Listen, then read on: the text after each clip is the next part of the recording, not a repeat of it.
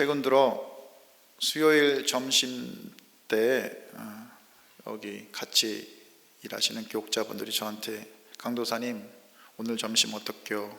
물어보면 제가 다른 분들한테 이렇게 얘기를 합니다. 오늘 약속이 있어서요 하고 말하곤 했습니다. 사실 이런 저의 말은 거짓말은 아닙니다. 다만 질문의 오대에 비껴서 대답한 화이트 라이에 가까운 말이긴 했습니다. 왜냐하면 약속이 있는 것은 맞지만 엄밀히 말하면 약속이기보다는 하나님의 초청에 기도의 자리로 나아갔기 때문입니다. 사실 최근 들어 수요일 점심때가 되면 어김없이 하나님의 초청이 있었습니다. 함께 와서 교제하자는 초청이죠. 어디냐고요? 차를 타고 7, 8번 저희 교회에서 가면 전에 살던 아파트 근처에 마북동에 칼빈대 운동장이 있습니다. 칼빈대 운동장에 이렇게 올라가면 그 산이 이렇게 연결되어 있어서 이쪽 면과 이쪽 면이 산으로 되어 있거든요. 어찌 보면은 숲에 온 그런 느낌입니다. 그래서 운동장에서 마스크를 벗고 신선한 공기를 마시기도 하고 또 하나님의 임재를 누리는 초청에 저는 그 자리에서 서 있게 됩니다. 그래서 운동장 한편에 서서 그 기쁨을 가지기도 하고 또 잠시 걸으며 사색에 잠기기도 합니다.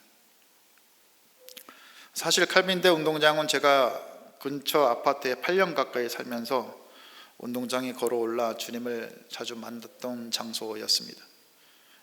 올봄에 이사를 수원으로 가기 전에는 이곳에 자주 왔었죠. 그러니까 이사 간 후에는 자주 오지 못했는데 요즘에 주님의 초청으로 다시 가게 된 것입니다. 운동장 한 옆에 기도방들이 이쪽으로 쭉 나열되어 있습니다. 근데 제가 제복 기도를 했던 장소이기도 합니다. 지금은 코로나로 인해서 못 들어가게 막아놨는데 겨울에 조그만 난로 하나 들고 올라가서 기도방에서 몇 시간씩 기도했던 그런 생각이 납니다. 생각해보면 하나님께서는 제가 사는 곳 주변이나 이런 곳 주변에 이렇게 마음껏 기도할 수 있는 장소를 준비해 주셨습니다. 신혼초에 우리가 신앙촌이라고 부르던 분당 정자동 다세대 주택 단지에 살았는데 그 바로 옆에 창조교회가 있었습니다. 그래서 창조교회 예배당을 24시간 개방하거든요. 그래서 거기서 마음껏 기도를 했었고 또 정자동 4단지에 살 때는 그 순복음 분당교회에서 기도를 하거나 아니면 회사가 그때 강남이었는데 강남 순복음 성전이 계속 개방하니까 거기서 기도를 하고 했었습니다. 그러고 나서 마복동에 갔을 때는 역시 칼빈대에서 거기서 기도를 했었죠. 그리고 신도원에서 있을 때는 신도원에 우리 고신 신도원이 기숙사에 들어갔었어야 되거든요. 3년 동안. 그래서 카토콤이라고 불리던 지하 기도방이 있었습니다. 그 바로 옆에 지하 예배당이 있는데 거기가 제 주로 기도처였습니다. 수업을 따라가느라고 잠을 줄이면서 한 3시간 반 잠을 잤는데 저는 기도만큼은 최대한 시간을 내서 하곤 했습니다. 그래서 밤에 도서관에서 12시까지 공부하고 내려와서 또 공부할 것이 있으면 할 수 없이 못하고 또 할 것이 없으면 내려와서 1시간 동안 카타콤에 보면은 이렇게 피아노 옆에 이렇게 의자가 있거든요. 거기가 제 기도 의자였습니다. 그래서 이렇게 의자를 당겨다가 거기에 앉아서 앞에 책가방을 놓고 기도하면 평소에 있었던 제가 쌓였던 모든 피로와 모든 어려움들이 주님 앞에 쏟아져 나오곤 했습니다. 그래서 주님과 깊은 교제를 나눴던 했었죠. 이렇게 기도의 장소에서 제가 누렸던 것은 하나님과의 깊은 교제와 친밀함 그리고 제가 말씀 본문을 안 읽었군요.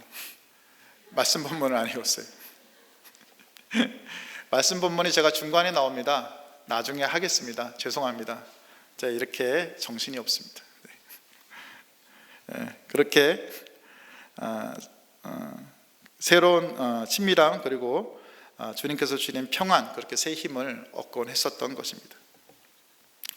각자 사실 상황에 따라 방법은 차이가 있겠지만 그리스도인은 힘의 원천을 이렇게 하나님의 교제에서 얻어야 하는 것입니다. 우리의 근원적인 힘은 우리의 육체와 정신력이 아닙니다. 때론 잔잔하게, 때론 강력하게 임재하시는 하나님으로부터, 거기서 오는 복음의 능력이 우리의 힘의 원천이 되어야 하는 것입니다. 우리는 이런 하나님과의 자연스러운 교제 속에 우리 어려움을 느낄 능히들 믿음을 얻고 살아갈 힘을 얻을 수 있을 것입니다. 또한 요즘처럼 어려운 시기, 여러분과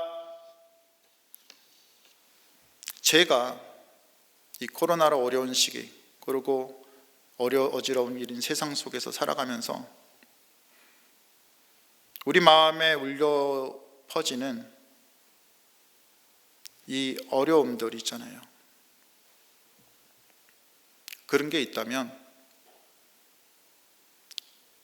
여러분 고민하지 마시고 가만 멈춰 서서 여러분의 마음속에 던져주시는 하나님의 주님의 음성에 귀를 기울여 보시기 바랍니다. 그 장소가 어디든지 그분이 이끄시는 곳에서 주님을 만나시고 또 어떤 것이 아니라 주님 안에서 힘을 얻고 새 힘을 얻으시기 바랍니다. 이렇게 힘들고 어려운 시기 주님으로부터 힘을 얻는 것은 우리 고신교회를 세우신 분들도 마찬가지였습니다. 우리 고신교회의 정신 중 가장 대표적인 것이 바로 코람데오 정신입니다. 들어보셨죠? 네, 코람이란 뜻이 뭐뭐 앞에서라는 거고 뜻이고 데오가 하나님입니다. 이거 두 단어가 합쳐서 하나님 앞에서라는 뜻이죠. 그런데 우리는 이 정신을 단지 우리가 하나님 앞에서 어떻게 나쁜 짓을 하고 살아라는 뜻으로만 생각하기 쉽습니다. 즉 윤리적인 측면만 강조하기 쉽다라는 거죠. 하지만 이 정신을 깊이 들여다보면요, 고신 신대원의 원장으로 계시고 지금은 은퇴하셨던 김승성 교수님의 말에 의하면 이 코람데오 정신은 하나님의 임재 속에서라는 정신인 것입니다.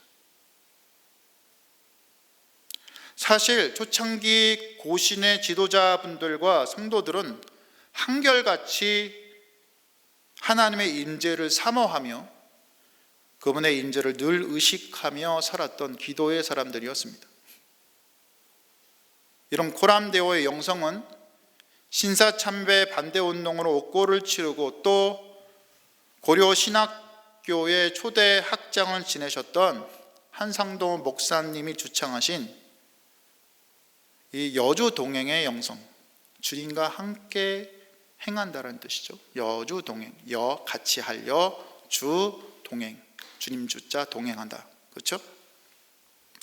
영성에서 잘 나타납니다. 한상도 목사님은 평소 깊은 기도와 묵상 가운데 살았습니다.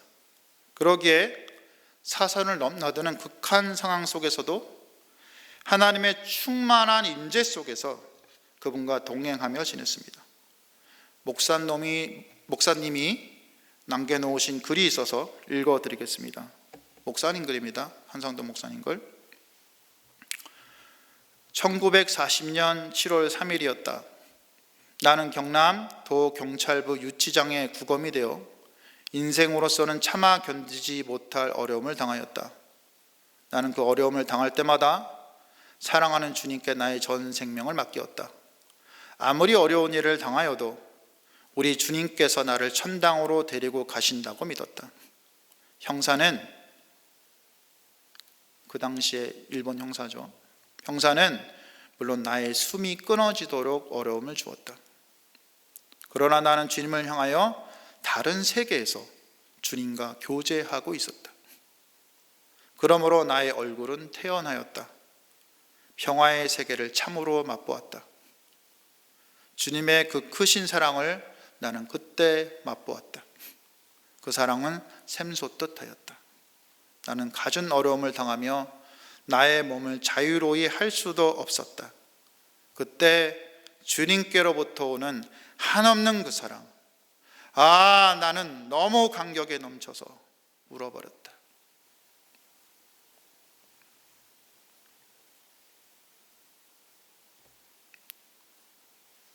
이게 가능한 일이라고 생각하십니까?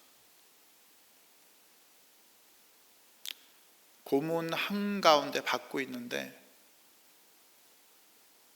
주님의 임재 가운데서 감격하며 우는 거. 근데 이게 사실입니다. 설마 한상도 목사님이 거짓으로 이걸 썼겠습니까?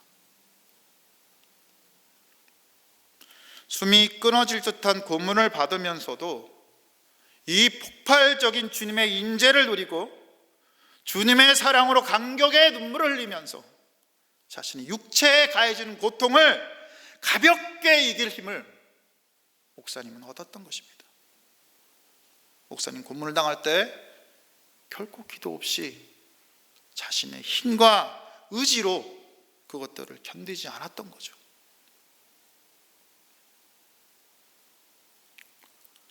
더하여 우리 고신교회에서는 또 한 번의 위대한 기도의 사람을 볼 수 있습니다. 바로 우리가 너무 잘 아는 주기철 목사님입니다. 우리가 그분이 기도의 사람인 것을 잘 아는 것은 경남 창원 출신인 그분이 늘 기도했다고 전해지는 그 창원의 무악산 십자바위가 여전히 존재하기 때문입니다.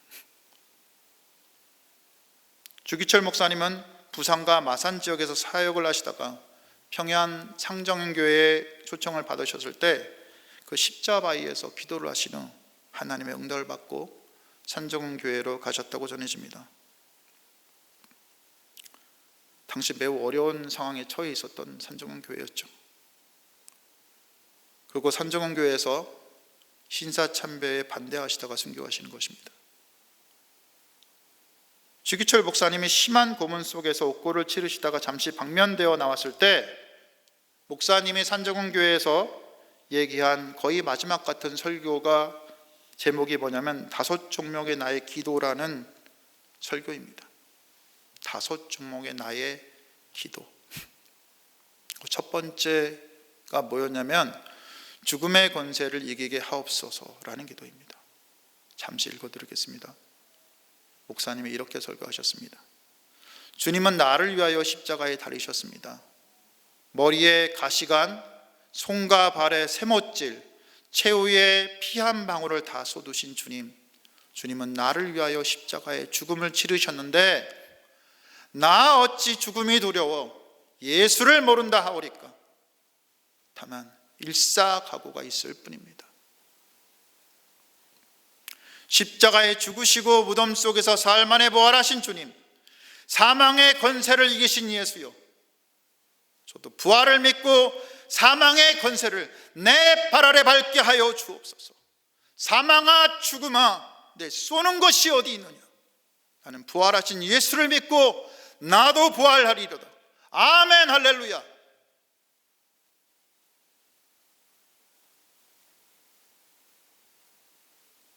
목사님의 네 번째 기도는 설교죠. 의에 살고 의에 죽게 하옵소서라는 기도입니다. 또 읽어드리겠습니다.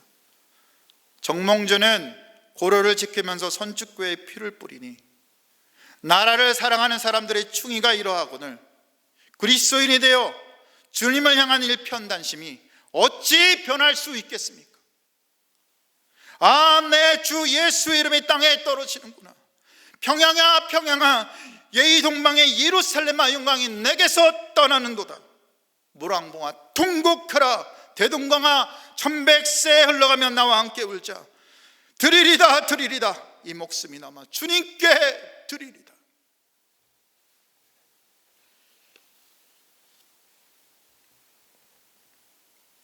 아마 주기철 목사님의 이 기도 제목을 가진 설교는 피를 토하는, 목사님의 마지막 것을 토하는 설교였을 것입니다. 신사참배를 행한 교회의 배교를 통탄해 하시며 죽기를 각오하는 일사각오의 정신으로 일제의 신사참배와 배교 강요를 이기시고 피 흘리기까지 싸우시고 죽음으로 저항하셨던 거죠. 이런 목사님의 저항 정신은 어디에서 나오겠습니까? 맞습니다. 그의 힘이 아니었던 거죠. 주님의 은혜였습니다. 오늘 찬양에서 있었던 주님의 은혜였습니다. 그리고 그 은혜는 평소에 그분이 주님 앞에 엎드려서 그 주님의 임재를 갈망하며 기도하며 하나님을 찾을 때 그 힘을 하나님이 주셨던 거죠. 그러니 성도 여러분, 여러분에게 묻겠습니다. 지금처럼 말씀만 더 생각하고 묵상만 생각하며 기도는 덜 중요시하는 이 모습이 고신교회의 영성이었겠습니까?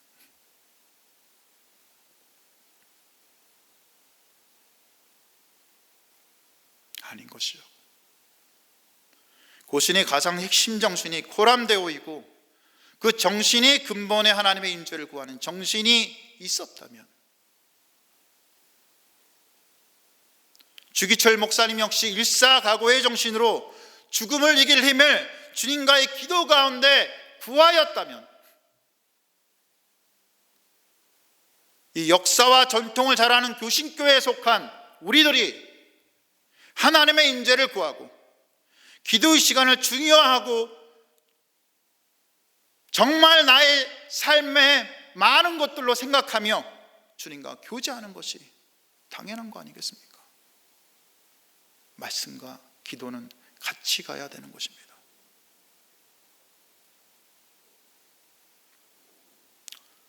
오늘 본문 제가 읽겠습니다. 누가복음 5장 15, 16절 띄워주십시오. 띄워주십시오. 다음 칸 같이 읽겠습니다. 예수의 소문이 더욱 퍼짐에 수많은 무리가 말씀도 듣고 자기 병도 고침을 받고자 하여 모여오되 예수는 물러가사 한적한 곳에서 기도하시니라. 일단 여기까지 하겠습니다. 오늘 본문 앞부분인 이 누가복음 5장 15, 16절 말씀에서 주님은 무리들이 올려오자 물러나시고 한적한 곳에서 기도를 하십니다.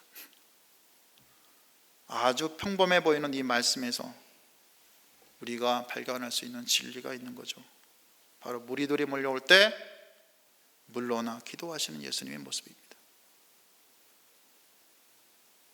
이런 주님의 모습이 한 번으로 끝나는 행위였느냐? 우리 말씀에는 그렇게 보입니다.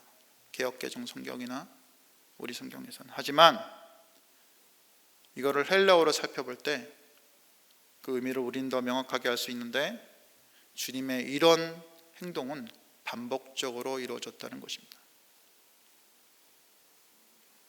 오늘 보면 15절에서 소문이 퍼지다, 예수의 소문이 더욱 퍼짐에서 소문이 퍼지다의 헬라어 동사인 디에르케토, 그리고 무리들이 모여오다 라는 헬라어 동사 시나르콘토, 그리고 16절에 현재 분사로 쓰인 물러가다 라는 의미로 쓰인 예수께서 물러가다 할 때 휘퍼코른, 그리고 기도하다에 쓴 헬라어 프로슈코메노스, 이 동사의 지동사이고 또 영어의 비동사로 쓰인 엔동사, 그죠? 이런 것들이 모두 미알로 시제로 사용되었습니다. 자, 미알로 시제라는 것은 헬라어에서 이런 의미로 쓰입니다. 습관적이고 반복적인 행동.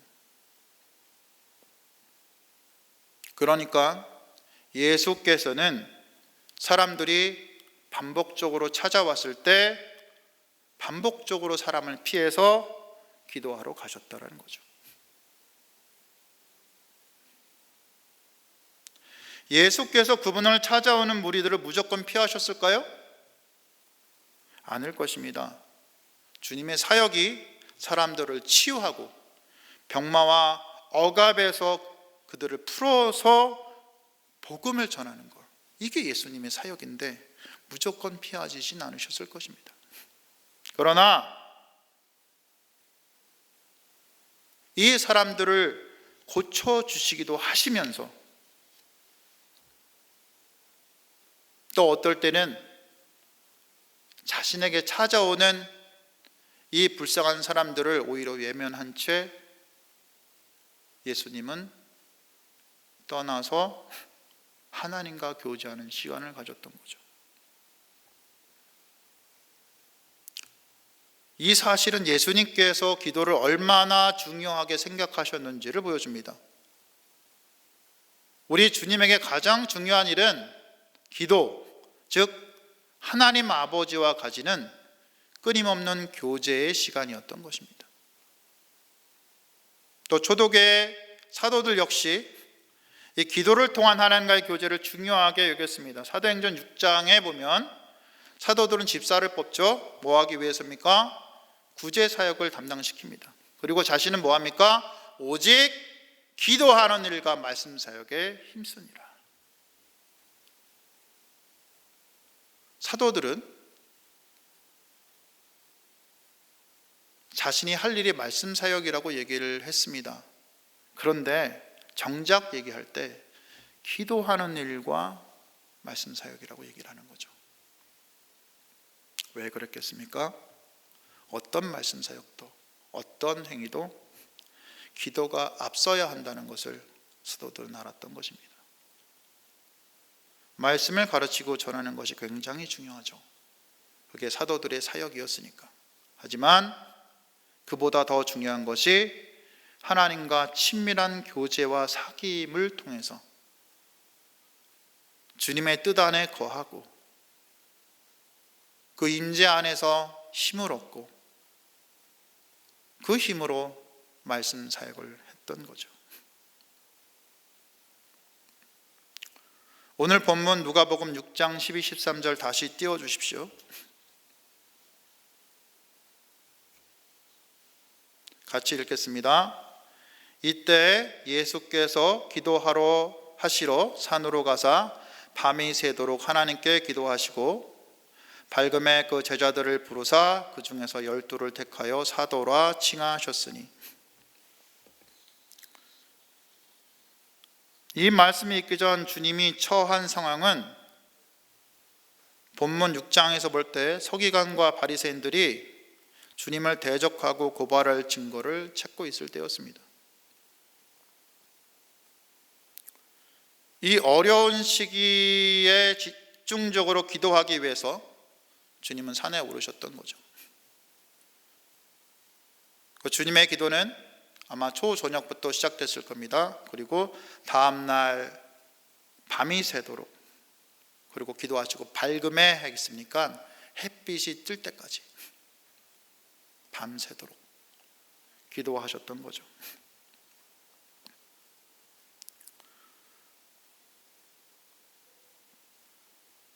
그런데 우리가 이 본문에 있기 12절 이전의 상황을 생각해서 아까 말씀드렸잖아요. 이 상황을 생각할 때 본문 13절에 나오는 제자들을 택한 것에 대한 기도를 예수님은 아마 처음부터 하지는 않으셨던 것 같습니다. 그 이전에 제자 택하는 부분에 대한 언급은 전혀 없으니까 아마 자신이 처한 어려운 상황을 놓고 하나님 앞에 기도했을 것입니다. 하나님 앞에 기도하고 상황을 얘기하고 밤새도록 집중하여서 끈질기게 기도를 하시면서 하나님께서 기도 중에 이 마음을 주셨던 거죠. 사도를 세워라. 내 제자를 세워라. 그래서 그들로 하여금 너를 이어가게 하라. 그래서 예수님은 기도를 다 마치시고 내려오셔서 제자들을 세우시는 것입니다. 여기서 우리가 알 수 있는 것은 주님의 기도가 밤을 샐 만큼 집중적이고 끈기 있다라는 것이고, 또한 주님의 기도가 하나님의 뜻에 따라서 변화의 과정을 일으켰다라는 것입니다. 즉 예수님께서는 자신의 문제에 기도를 집중하기 시작했지만 이후 하나님의 문제에 기도를 맞추면서 하나님의 중심에 기도를 했다라는 거죠. 들어보셨는지 모르지만 청고도의 명언 중에 Pray until you pray라는 명언이 있습니다. 그대가 기도할 때까지 기도하라. 그대가 기도할 때까지 기도하라. 아니 무슨 말입니까? 기도할 때까지 기도하라니. 기도를 하고 있는데. 즉 우리의 기도가 우리의 바램만 나열하는 그 기도가 되지 말자라는 거죠. 이게 진정한 기도가 아니라는 것입니다. 우리의 진정한 기도는 하나님께서 우리한테 부어주시는 그 마음을 기도하라는 거죠. 그 기도를 할 때까지 기도를 멈추지 말라는 것입니다. 끈질기게 하나님의 임재를 구하고 그 임재 가운데 주시는 하나님의 마음을 우리 마음에 담아서 우리 입으로 고백하고 순종하며 기도하라는 거죠.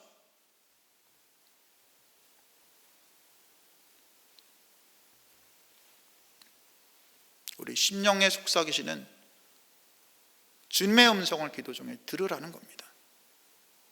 그때까지, 바로 그때까지 기도해야 되는 거죠. 그분의 뜻이 무엇인지 분별하고 그것을 기도하고 그 기도한 것을 믿음으로 행하라는 것입니다. 더하여 우리의 기도의 장소가 그 어디일지라도 마치 다윗이 산과 강야에서 하나님을 예배할 때 바로 그곳에서 하나님이 다윗을 만나주시고 그 예배를 받아주셨듯이 다니엘이 창문을 열고 바벨론에 향하여 바벨론에서 예루살렘을 향하여 기도할 때 그곳에서 임재해 주시고 그 다니엘의 기도를 들어주셨듯이 그 장소가 어딜지라도 우리가 있는 가정, 목장, 회사 그 어디일지라도 주님을 찾고 주님의 임재를 구하고 우리가 기도에 나아갈 때 주님께서는 우리를 만나 주시고 교제해 주실 것이라는 것입니다. 그러니 여러분이 있는 바로 그 자리에서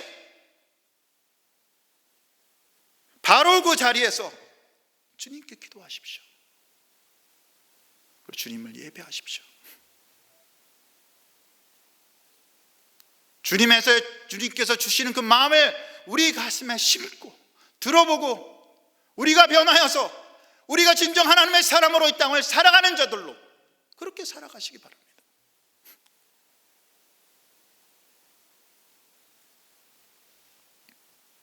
주님께서 보시는 것은 우리가 있는 그 장소가 아니라는 거죠. 주님께서 보시는 것은 우리 마음의 한가운데 하나님을 구하는 마음이 있는가, 우리 마음의 한가운데 하나님의 뜻에 순종할 그 온전한 정신이 있는가, 그걸 보신다는 거 아닙니까?